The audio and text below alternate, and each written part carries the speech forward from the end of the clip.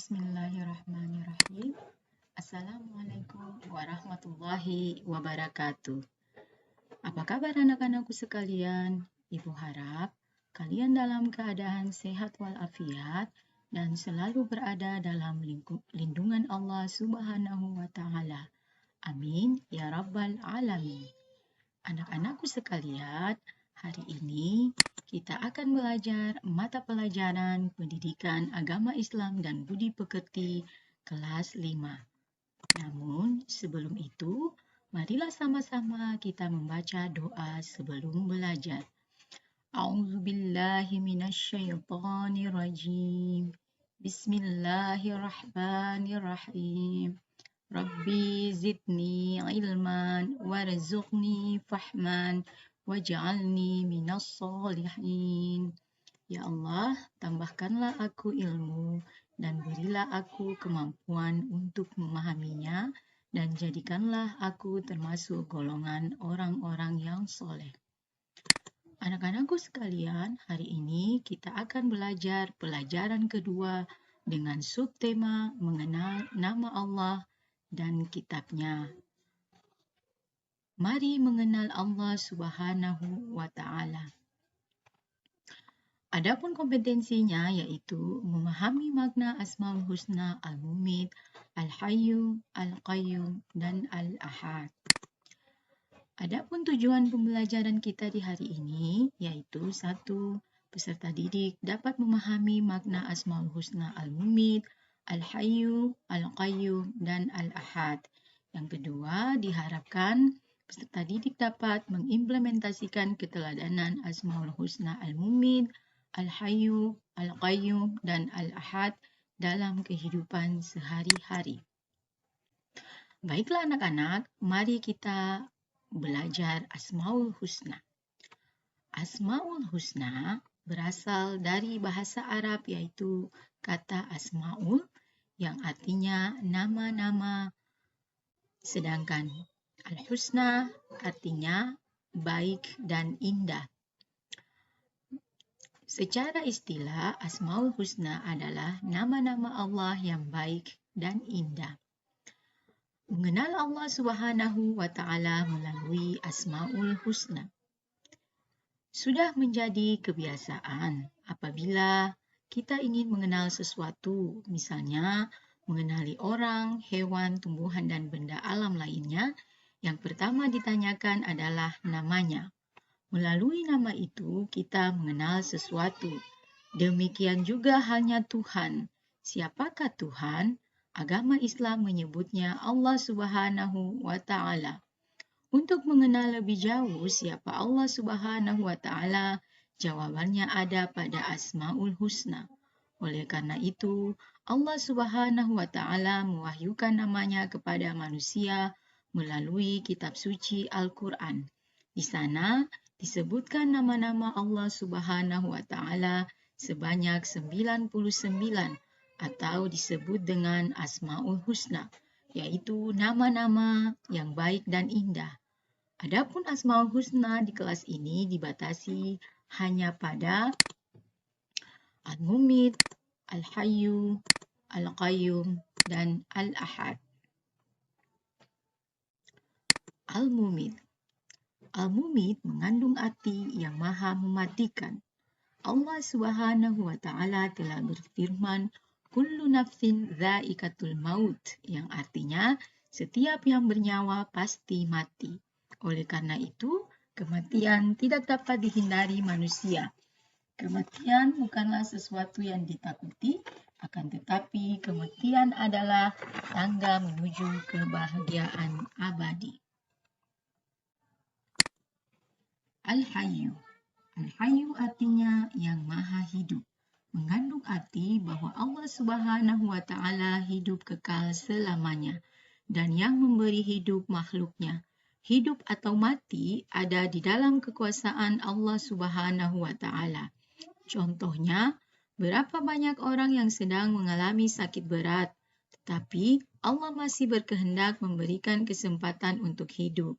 Sebaliknya, seringkali kita melihat orang tidak sakit, kondisi dalam keadaan sehat walafiat, tiba-tiba saja terdengar sudah meninggal dunia.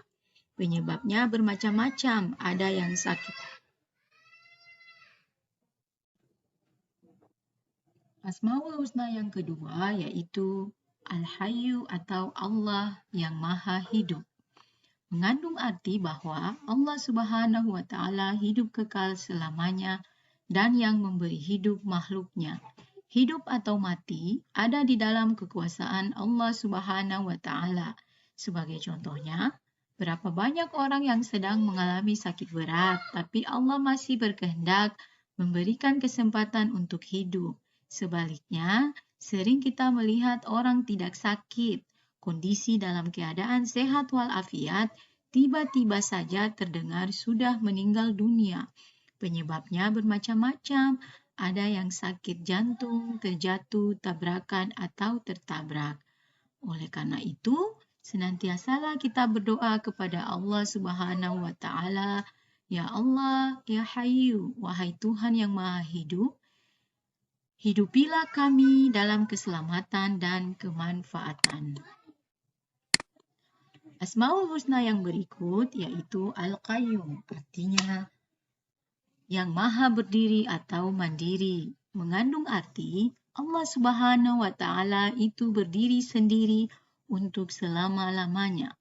Allah Subhanahu wa Ta'ala memberikan pendidikan kepada manusia supaya hidup tidak selalu bergantung kepada orang lain. Asmaul Husna berikutnya yaitu Al-Ahad, artinya Allah yang Maha Esa. Mengandung arti Allah Subhanahu wa Ta'ala itu Esa. Dalam Quran surat Al-Ikhlas ayat pertama yang berbunyi, Qul huwallahu ahad, artinya katakanlah Muhammad, dialah Allah yang Maha Esa.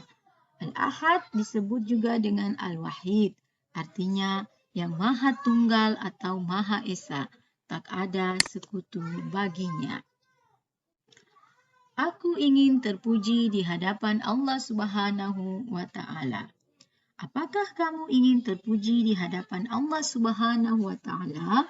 Anak yang soleh tentu akan menjawab, ya. Mari kita bersikap dan berperilaku dengan cara mengamalkan Asmaul Al-Husna sebagai berikut. Yang pertama, Al-Mumit, artinya Maha mematikan. Allah Subhanahu wa Ta'ala telah berfirman, Kullu nafsin dha'iqatul maut, setiap yang bernyawa pasti mati. Manusia, hewan, dan tumbuhan akan mati. Manusia tidak bisa lari dari kematian. Kematian bukanlah sesuatu yang ditakuti, akan tetapi kematian adalah tangga menuju kebahagiaan abadi. Bila kita ingin bahagia, maka kita ikuti perintah Allah Subhanahu wa Ta'ala dan Rasul-Nya. Misalnya, rajin sholat, rajin membaca Al-Quran, rajin belajar, serta patuh dan hormat kepada orang tua dan guru. Kemudian, menjauhi segala yang dilarang oleh Allah Subhanahu wa Ta'ala dan Rasul-Nya. Misalnya, mencuri, berkelahi, dan menyakiti orang lain. Selain itu, biasakanlah berdoa kepada Allah Subhanahu wa Ta'ala. Ya Allah, Ya Mumit, wahai Tuhan yang Maha mematikan, matikanlah kami nanti dalam keadaan husnul khotimah. Al-Hayyu, artinya yang Maha Hidup, mengandung arti bahwa yang memberi hidup dan rizki adalah Allah Subhanahu wa Ta'ala. Oleh karena itu, hidup atau mati ada di dalam kekuasaan Allah Subhanahu wa Ta'ala. Bagaimana sikap dan perilaku kita dalam hidup atau kehidupan? Tugas manusia adalah memelihara kehidupan dan mencari rizki yang sudah disediakan oleh Allah Subhanahu wa Ta'ala, seperti memelihara diri sendiri, yaitu dengan cara makan dan minum secara teratur, jangan berlebihan, dan selalu memelihara kebersihan agar tetap sehat. Sedangkan perilaku membantu kelangsungan hidup orang lain, misalnya bersedekah, dengan cara memberi makan, minum, dan membantu kesehatan orang lain yang membutuhkannya. Al-Qayyum artinya yang maha berdiri atau mandiri.